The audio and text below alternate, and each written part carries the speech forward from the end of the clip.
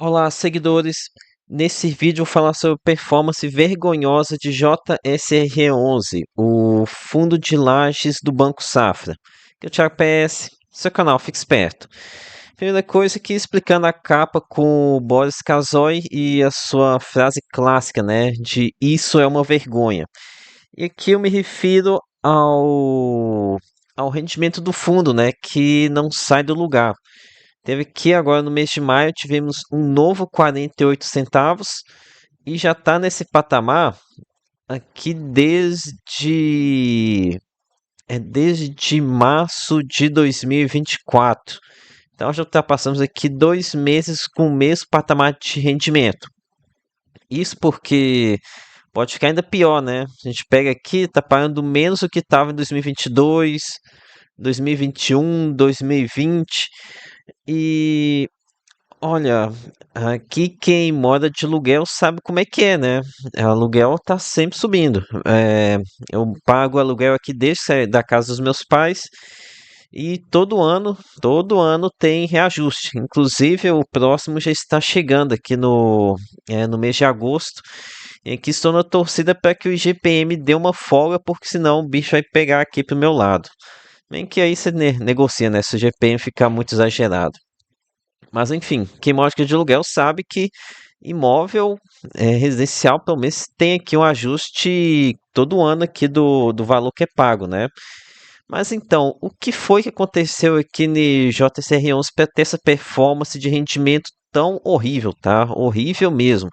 Aqui lembrando, aqui talvez você que pegou lá atrás, depende do seu preço, você esteja aqui numa condição interessante.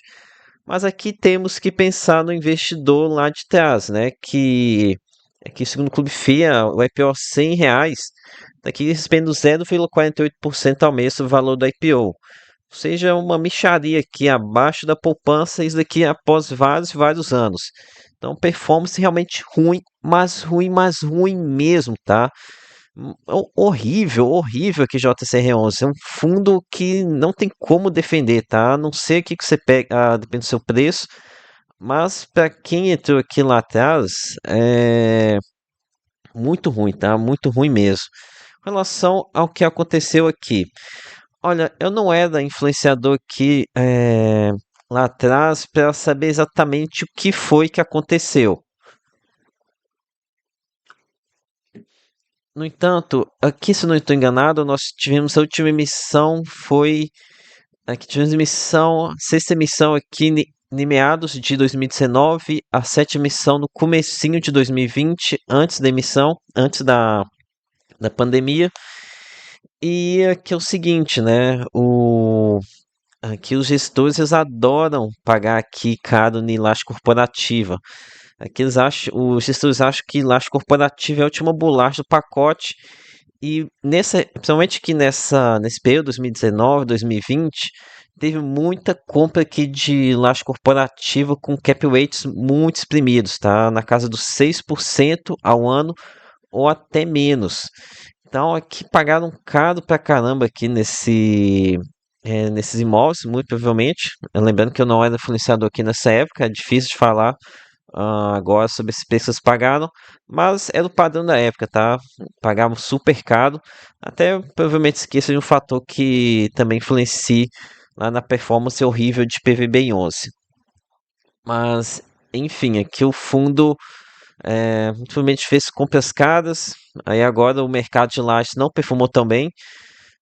Lembrando aqui que vocês vão ouvir falar de muito influenciador falando que as lajes estão bombando, mas tá com essa bola toda não, tá? Eles tiveram aqui uma recuperação, mas se a gente compara aqui com anos atrás, não está toda essa maravilha assim.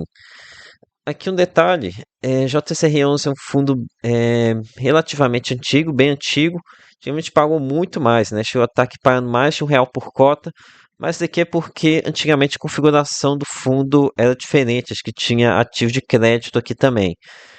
Mas já tem um bom tempo, vários anos, que hoje ele se assemelha muito mais a um fundo de lajes corporativas.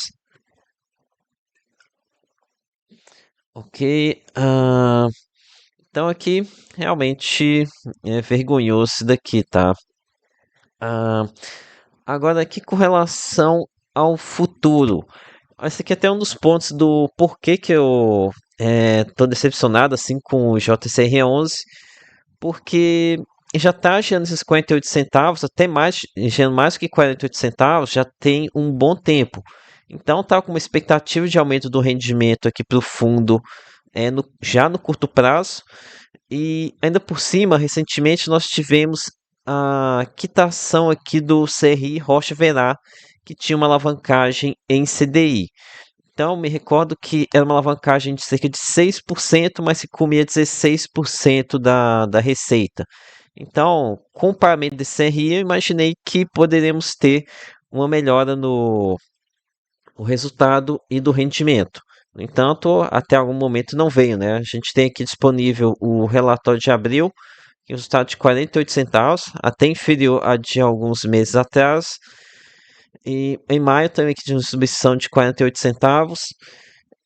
Enfim, além aqui, não posso deixar de falar que o fundo recentemente teve aquela operação, né, aquele rolo lá de fundo setipado, em que ele vendeu aqui uma é, parcela considerável aqui do Tower Bridge, e com isso, é, enfim, aqui foi uma venda, é um ativo que estava na carteira do fundo já há bastante tempo, né? Acho que no, não sei se 2019, 2020. Eu não me recordo deles terem comentado nada acerca de lucro, de quanto que eles tiveram de lucro nessa operação. Mas, de qualquer forma, é que fica questionamento, né? Cadê o lucro dessa venda? Será que está aqui escondida em algum instrumento aqui nessa questão de cota subordinada? Tá travado, o gestor vai soltar apenas quando ele quer dar na telha de distribuir esse rendimento para lá no mercado de alta. Fora aqui do próprio rolo que é esse negócio de fundo setipado. Basicamente, que o fundo vendeu para si mesmo, né?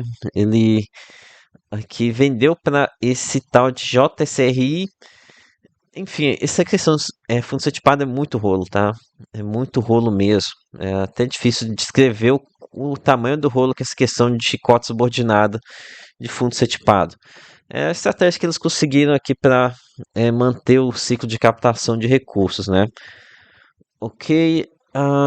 Então, agora aqui, antes de falar um pouco sobre os fundamentos, de forma bem breve, falar aqui sobre o yield que o fundo está entregando. Aqui para 48 centavos, está com yield de 0,78.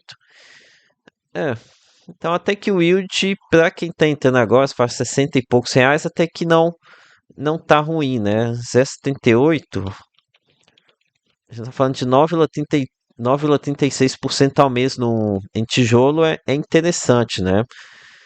Mas, enfim, não vou deixar de criticar por conta disso. Questão de desconto patrimonial, 40% de desconto. Enfim, aqui o fundo que sempre foi negociado aqui com desconto muito elevado, até já fiz vídeos aqui chamando ele de a eterna barganha, né? Sempre negociado com bastante ágio mesmo. Ok, agora falando aqui sobre os fundamentos de JSRE. Começando aqui sobre o gestor Banco Safra.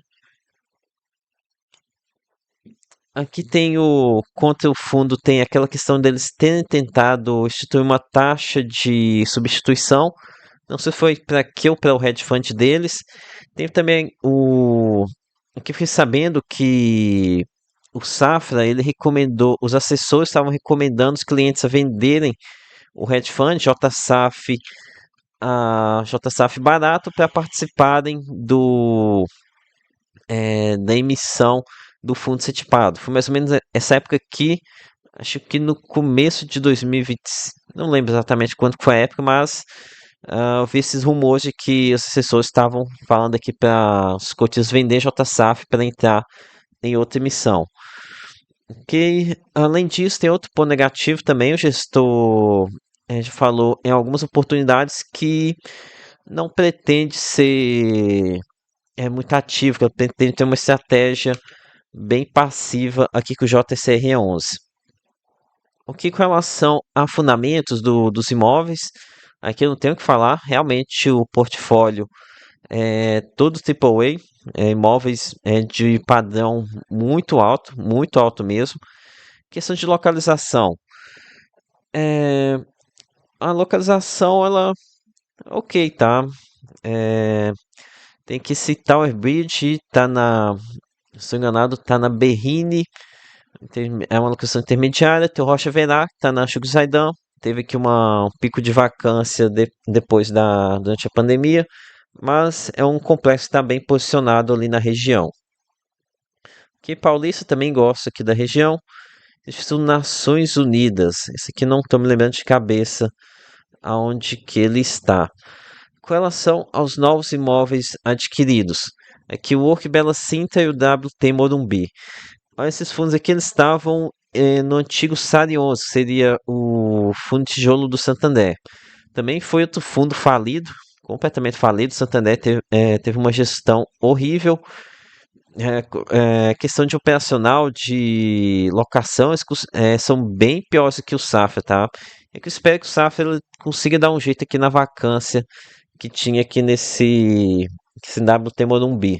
Então, mas questão de conseguir locação, conseguir locatários, aqui o Banco Safra, pelo menos, nisso aqui eles mandam bem, tá? A vacância de JCR11, depois que teve aqui realmente vacância durante a quarentena, eles conseguiram fechar esse. Diminuiu muito essa vacância, então tem aqui uma ocupação acima da média do mercado. Ok? Então, aqui, concluindo sobre JSR11. O portfólio é ok, agora aqui o que deixa a desejar é a gestão e esse rendimento que não sai do lugar, né? Que é até difícil de compreender o que está acontecendo. Mas enfim, aqui do jeito que está, com o fundo resultado em linha aqui com o rendimento, imagino que em algum momento esse rendimento vai ter que subir, né? Aqui já é um ponto positivo frente aos demais fundos de tijolos. A maioria deles estão com a renda inflada. Ok, então acho que isso aqui que eu tinha para contribuir com vocês. Peço que o seu like, se inscreva no canal. Lembre-se que nada aqui é recomendação de compra ou de venda. Até a próxima.